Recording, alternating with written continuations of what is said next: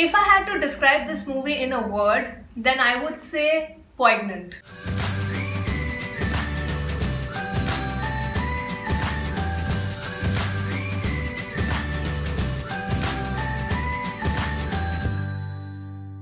Hi everyone, welcome to I Just React and Review. My name is Ashmita. Hope you all are doing well. And today I will be talking about a Japanese anime film which is streaming on Netflix. The movie name is called A Silent Voice. And the reason I want to talk about this film, not only because it's a very beautifully made movie, but it actually captures and showcases a lot of burning issues which are there among the teenagers, like bullying, suicidal thoughts, depression, anxiety, etc. So yes, without delaying this, let's get into the detailed analysis.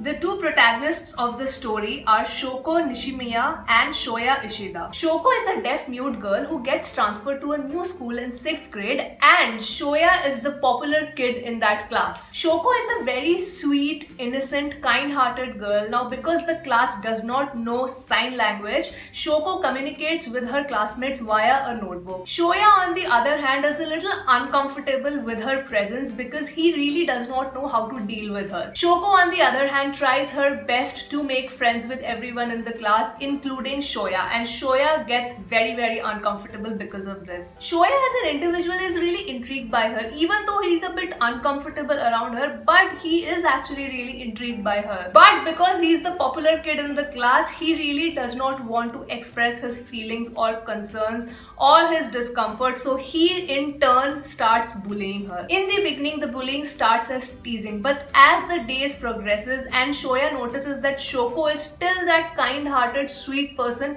he gets more and more irritated. So he starts bullying her severely. And because of that, the other classmates also join him and start bullying her. Even the classmates whom Shoko considers as her friend do not step up. They just go with the flow and don't do anything to stop this harassment. Eventually, the bullying becomes extreme and Shoko is forced to get a transfer to another school. After this, the movie takes a time skip, and in the present scenario, everyone is in high school, and from this point of time, the actual character development and the character arc for both Shoko and Shoya starts developing and changing. There are a bunch of supporting characters in the film as well. There is Yuzuru, Shoko's younger sister, who is a very fierce and a very brave character. Then we have Naoka, who is also a popular kid in Shoko's class, and she is also a bully, so she and Shoya together bully her a lot. Miki and Miyoko are also Shoko's classmates, but they are the kind-hearted ones and they actually befriend her. Then we have Toshi, who is introduced as a character in the second half of the film, and then we have the extremely adorable character of Tomohiro, who actually becomes best friend of Shoya. He also gives the necessary comedic relief to this very serious drama.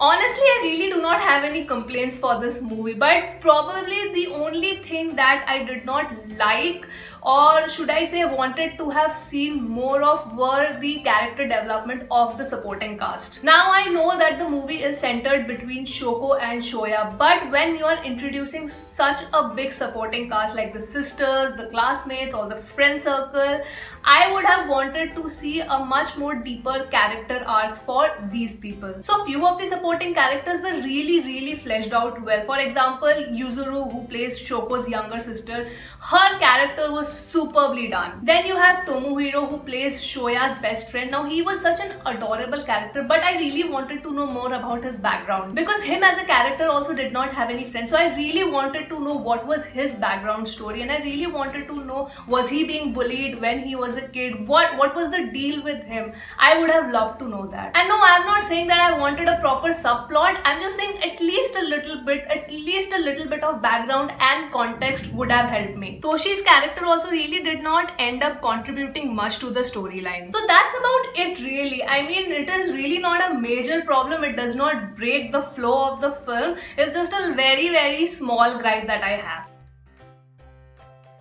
So many things. Oh my god, where to start? This movie has so many elements that can be talked about. Firstly, the background score. It was superb. It was absolutely superb. It really invoked a lot of emotions from within. And when it comes to a drama film, especially when there is anime involved, where you are seeing animated character, it's not even real people who are talking and emoting, the background score becomes key. And here the execution was beautiful. The second was the issue of the bullying that was showed. It really goes to show that if there is someone new entering into a classroom, how unwelcome one can be made to feel. And in this case, it was a deaf mute girl. So imagine the lack of empathy. Third, the entire concept of friendship. Like, what is it to be a friend? Now, like I said, there were two classmates of Shoko who actually ended up befriending her.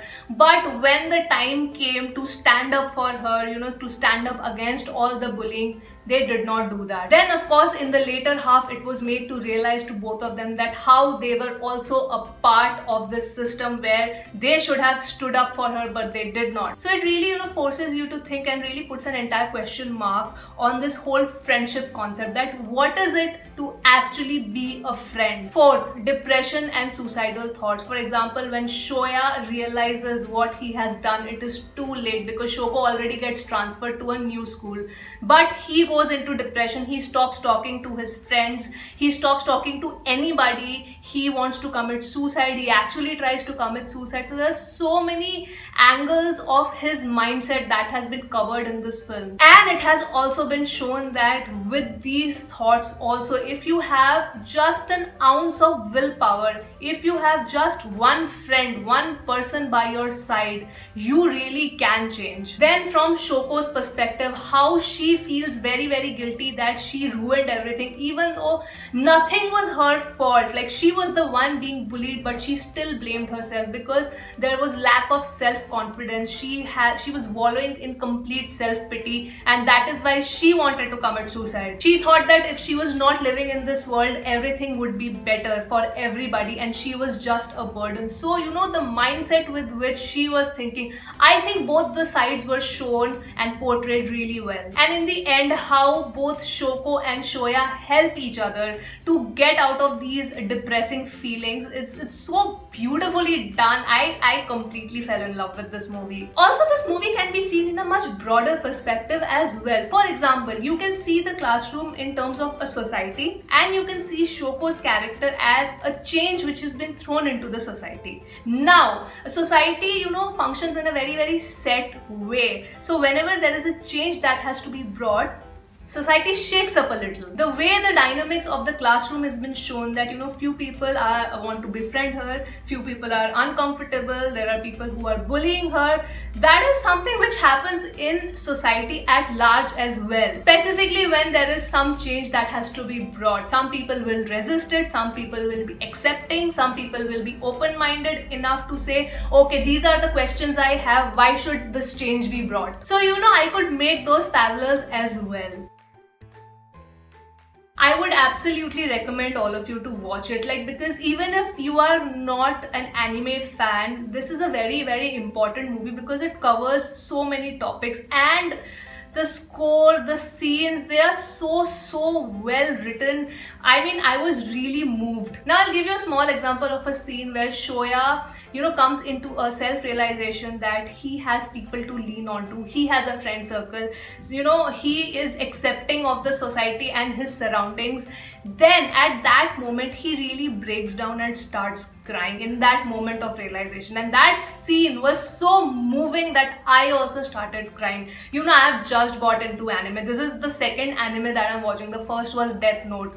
But it just moved me to tears, that particular scene. So yes, I really would want you to watch this movie if you have the chance. The original audio, of course, is in Japanese with subtitles, but there is also an option for English audio which you can choose. Though I watched it with the Japanese audio and the subtitles, it still had a huge impact on me. So yes, that was my analysis on the film A Silent Voice. This is streaming on Netflix, and I hope you enjoyed this review and have come till the end of the video. If you have, thank you so much for watching. I will see you on my next video. Bye bye.